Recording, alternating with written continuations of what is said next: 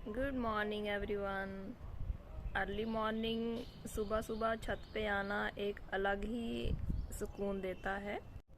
Sunday का दिन है तो मैंने सोचा कि चलो आज कुछ जो भी मैं गार्डन का काम करती हूँ आपके साथ शेयर करती जाऊँ। तो लेट्स गो।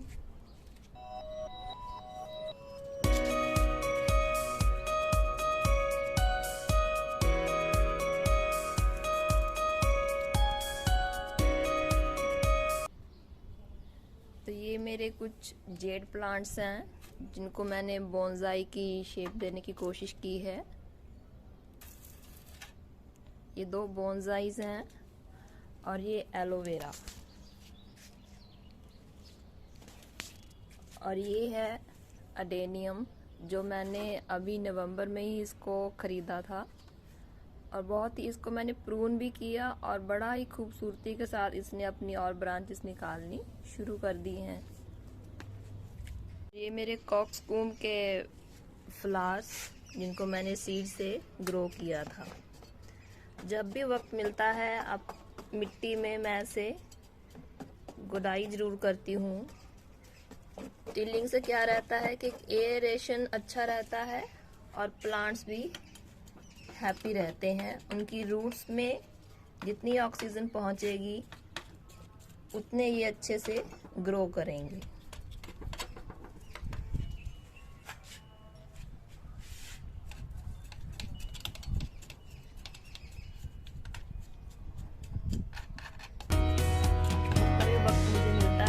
गार्डनिंग में ही यहीं आती हूँ और यहाँ आके मैं अपनी सारी थकान भूल जाती हूँ।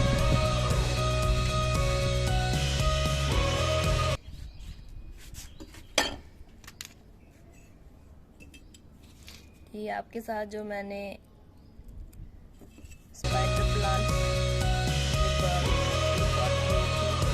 उसमें से अभी ये स्प्राउट्स आ रहे हैं। जैसे जैसे इसकी ग्रोथ होती जाएगी मैं इसका अपडेट आपको देती जाऊंगी। इधर ये मेरी सारी फ्रूट प्लांट्स की एक लाइन बनाई हुई है। ये कस्टर्ड एप्पल का प्लांट है जो उसको ज़्यादा केयर नहीं चाहिए होती।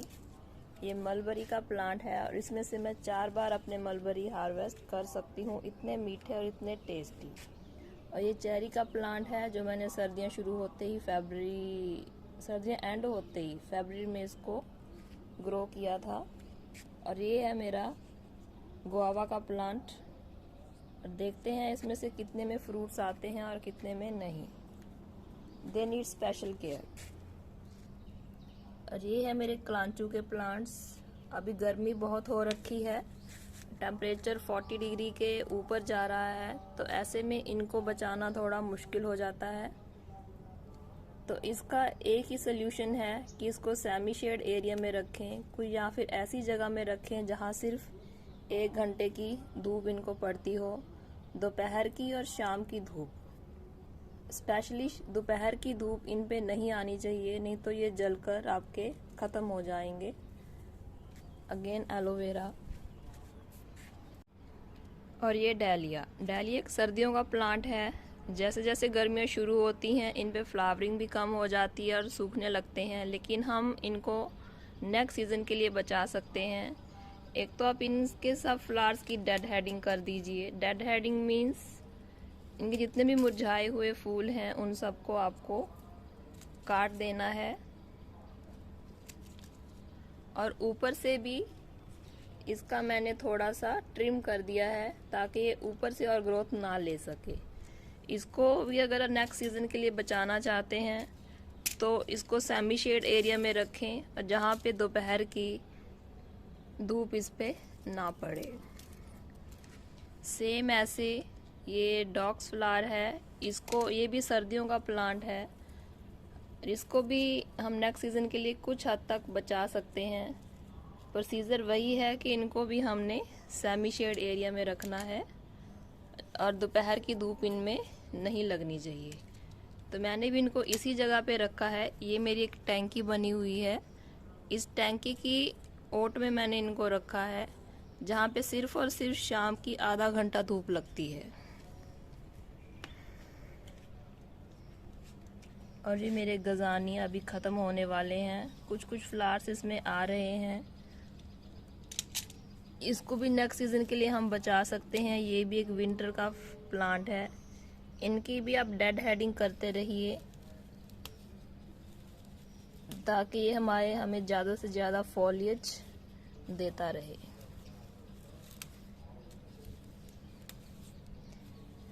गर्मी आते ही इनमें फ्लावरिंग कम हो जाती है या फ्लावर के साइज छोटे हो जाते हैं, तो इनको ऐसे काटना ज़रूरी हो जाता है।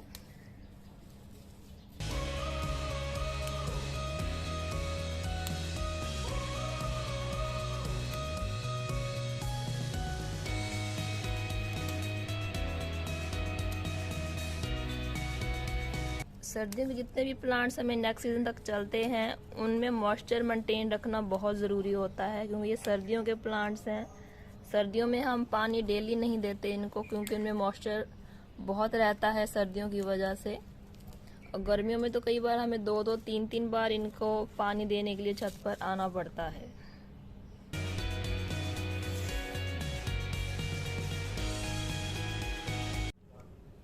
ये मेरे कुछ और प्लांट्स जो मैंने ऐसे एक लाइन में लगा के रखे हैं। जितना आप इनको क्लोज प्रॉक्सिमिटी में रखेंगे गर्मियों से ये उतने ही बचे रहेंगे। ये जीनिया का प्लांट जो मैंने सीड से ग्रो किया है धीरे धीरे बढ़ रहा है। अनदर कुक्सकॉम, अनदर जीनिया, और ये स्पाइडर लिली का प्लांट जो ऐसे ही मैंने मल्टीप्लाई किया था और इसमें से अच्छी अच्छी शूट्स आनी अभी शुरू हो गई हैं। ये जो आपके साथ मैंने प्रोपेगेट किया था स्पाइडर लिली के 2 बल्ब्स, उसमें से भी स्प्राउट्स आने शुरू हो गए हैं। ये अनदर जीनिया प्लांट, अनदर जीनिया 1, इसमें से बर्ड्स आनी शुरू हो गई हैं। और ये सामने है मेरे टमाटो के प्लांट्स। अभी टमाटो का सीज़न जा रहा है और जो भी टमाटर पक रहे हैं बस वही हैं। इनको मैं हार्वेस्ट कर लूँगी और ये सारे टमाटर के प्लांट्स इसमें से मैं हटा दूँगी।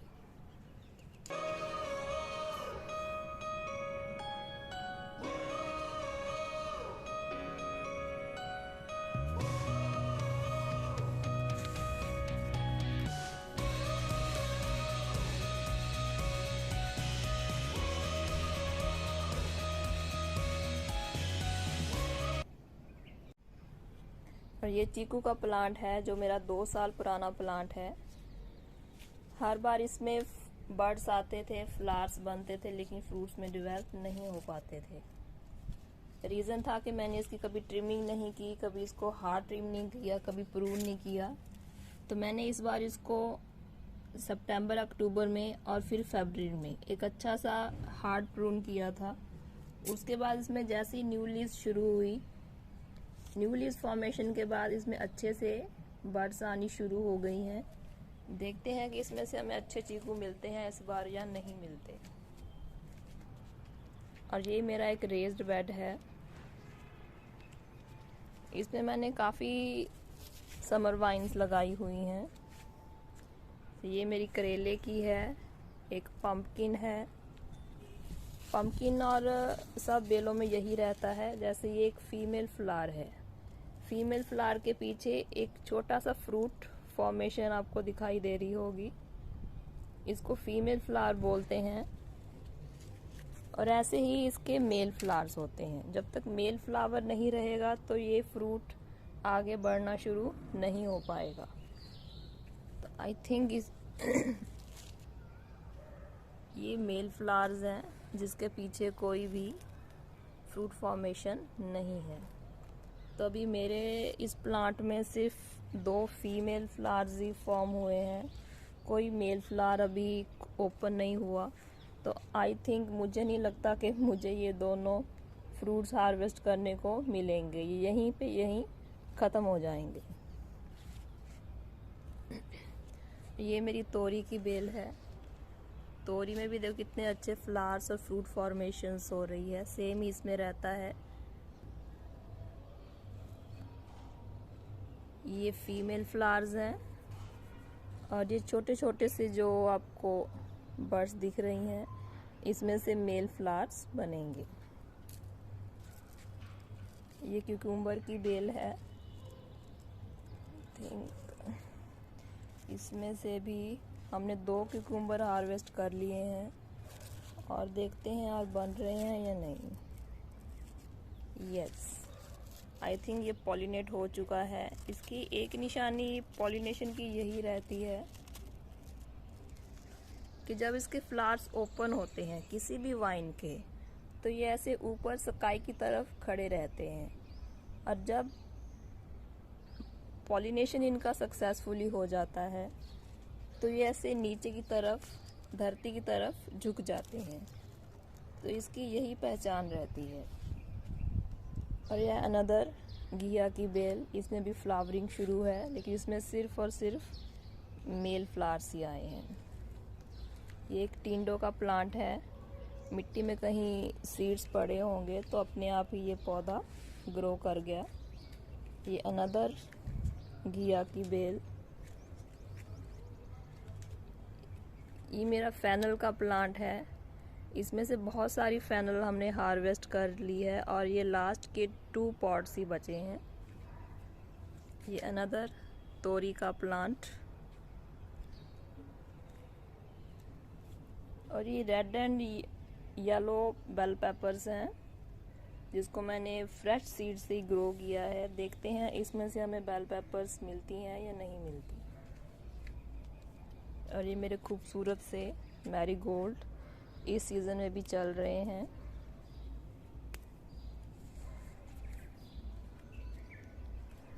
और ये मेरा ब्रिंजल का प्लांट। कल या 2 दिन तक मैं इनको हार्वेस्ट कर ही लूँगी। देखते हैं इनका इसमें जो फ्रूट बना है वो सही है या कुछ प्रॉब्लम तो नहीं है। देख सकते हैं कितना बिग ब्रिंजल बना है। तो आई थिंक मुझे ये हार्वेस्ट कर लेना चाहिए, क्योंकि इसका कलर थोड़ा सा फेड होना शुरू हो गया है। तो चलिए हार्वेस्ट करते हैं। ये मुझे एक ब्रिंजल बहुत ही अच्छी शेप में मिला है। और इस मैरीगोल्ड फ्लावर के जितने भी फ्लावर डेड हो चुके हैं, मुरझा चुके हैं, उसको मैं निकालती रहती हूँ और इसी क्यारी में छोड़ देती हूँ।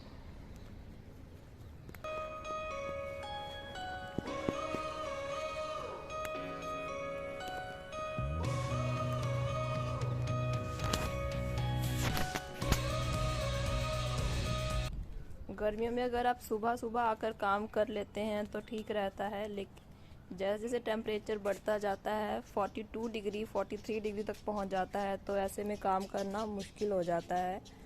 तो रोज़ 1 घंटा लगा के सुबह और शाम मैं अपना गार्डनिंग का काम करती हूँ। और अपने प्लांट्स भी थोड़ा कम कर देती हूँ। सर्दियों में ये पूरा एरिया हरा भरा रहता है, लेकिन गर्मियों में काम करना मुश्किल हो जाता है, तो सिर्फ और सिर्फ वेजिटेबल वाइन्स रहती हैं और थोड़े बहुत कुछ एक फ्लावर्स रहते हैं। और ये एक सेक्शन है मेरा, इसको आप देख सकते हैं कि गर्मियों की वजह से मैंने इसको शेड दे रखी है। इसमें मैंने भिंडी के सीड्स लगाए थे जो अभी जर्मिनेट होने शुरू हो गए हैं। गर्मियों की वजह से क्या रहता है, तेज धूप की वजह से इसका सारा मॉइस्चर ख़त्म हो जाता है और मुझे बार बार पानी देने के लिए ऊपर आना पड़ता है।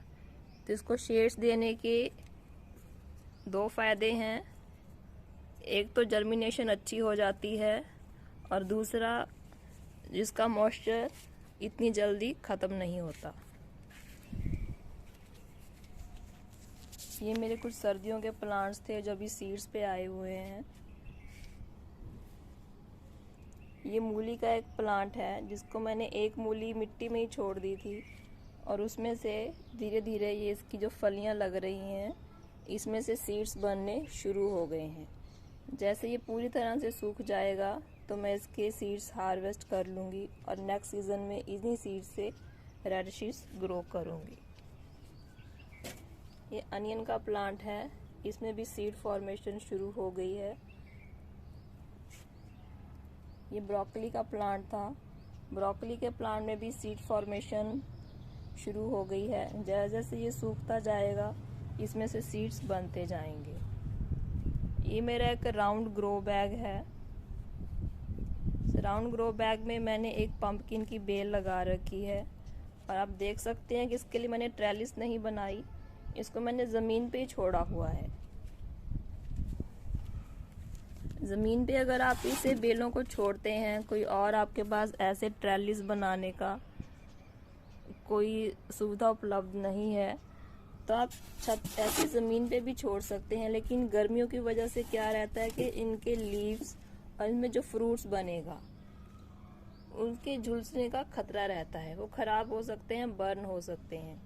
तो ऐसे में क्या कीजिए, या तो नीचे आप एक बोरी या टाट बिछा लीजिए या कोई मोटा कपड़ा बिछा लीजिए, या फिर मैंने क्या किया है, ये थर्मोकोल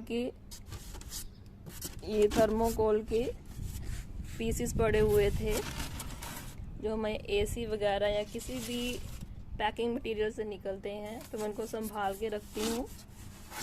और इस तरह से आप इन बेलों के नीचे इनको लगा सकते हैं।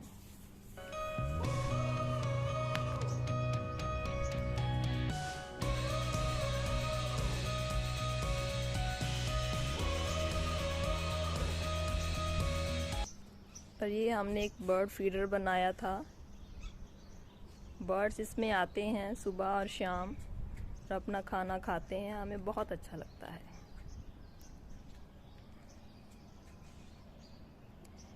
यही है बस मेरा छोटा सा एक गार्डन जो मैंने सोचा कि आज आप सबके साथ शेयर करूं। तो मेरा ये गार्डन कैसे लगा मुझे कमेंट करके ज़रूर बताइएगा, और मेरे चैनल को सब्सक्राइब और लाइक करना मत भूलिएगा। Thank you.